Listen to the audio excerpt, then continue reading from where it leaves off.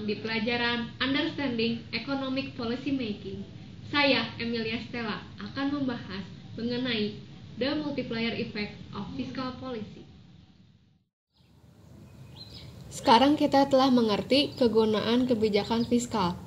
Dan sekarang, dapatkah kita mengetahui berapa perbedaan sebenarnya? Dengan kata lain, jika kita mengetahui GDP yang nyata, dan kita temukan mungkin bisa 10 miliar di atas yang seharusnya. Apakah ada cara untuk fokus ke jumlah 10 miliar tersebut dan memperbaiki belanja negara atau pajaknya sedemikian rupa sehingga kita mendapatkan angka yang seharusnya? Orang-orang mengatakan bahwa menggunakan kebijakan fiskal itu seperti menembak target di dalam kabut yang akurasinya tidak menentu. Memang seperti itu, tetapi ada beberapa hal yang dapat kita coba untuk mengestimasi dengan pasti. Yang pertama, berapakah kebijakan fiskal yang dibutuhkan? Kedua, berapakah belanja negara atau pajak yang kita butuhkan untuk mencapai target? Ada saat di mana hal tersebut berjalan dengan baik, tetapi ada suatu saat hal tersebut tidak mencapai target karena memprediksi ekonomi merupakan sesuatu yang kompleks. Nah, mari kita bicara mengenai teori bagaimana untuk mencapai target tersebut. Untuk itu, kita memerlukan beberapa istilah. Salah satunya adalah Marginal Propensity Consumption atau MPC. Propensity adalah kecenderungan. Jadi, marginal propensity konsumsi menjelaskan kecenderungan seseorang untuk melakukan sesuatu ketika mendapatkan uang.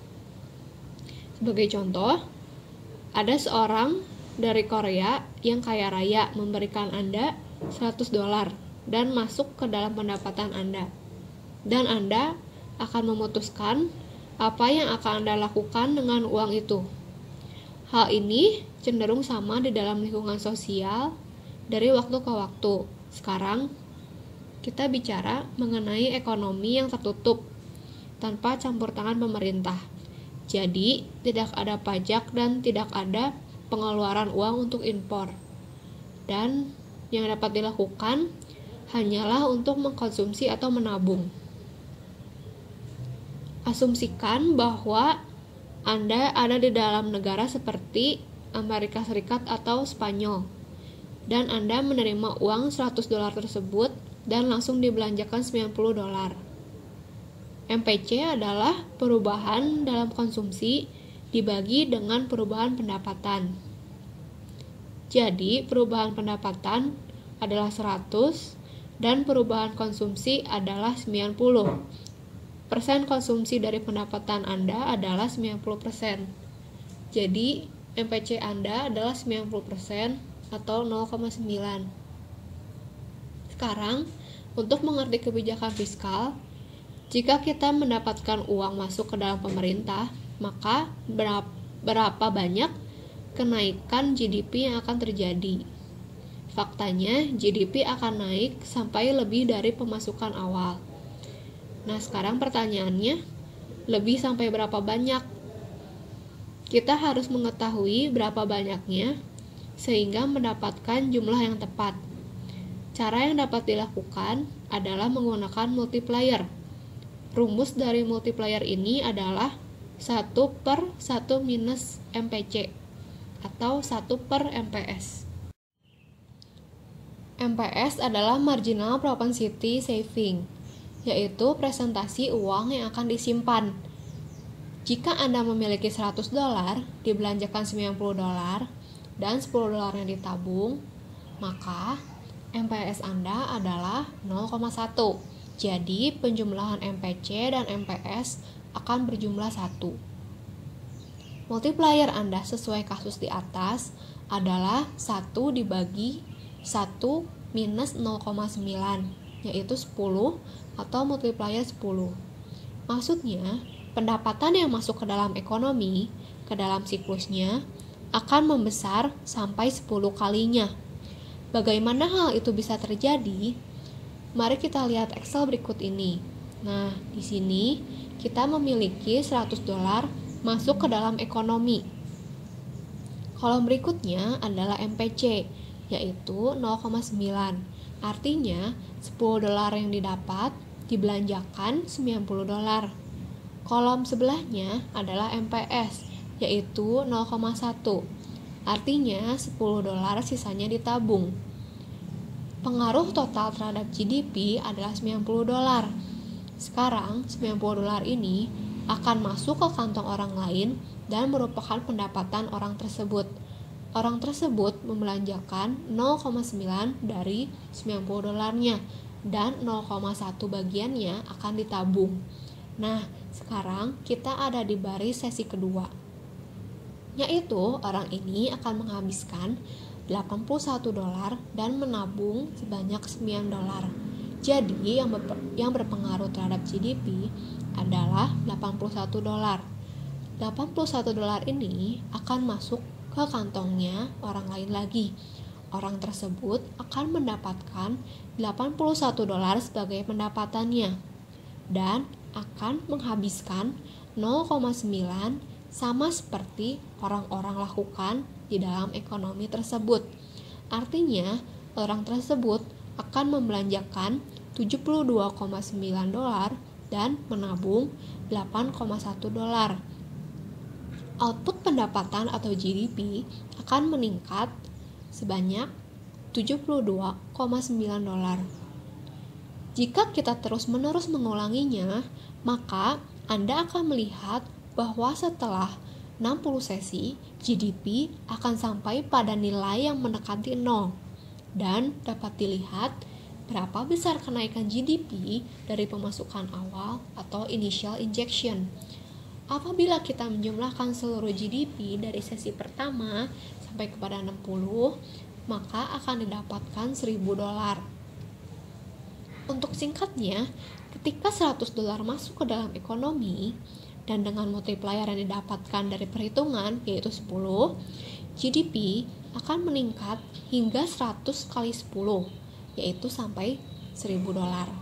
Sekarang, kita dapat melakukan perhitungan yang sama.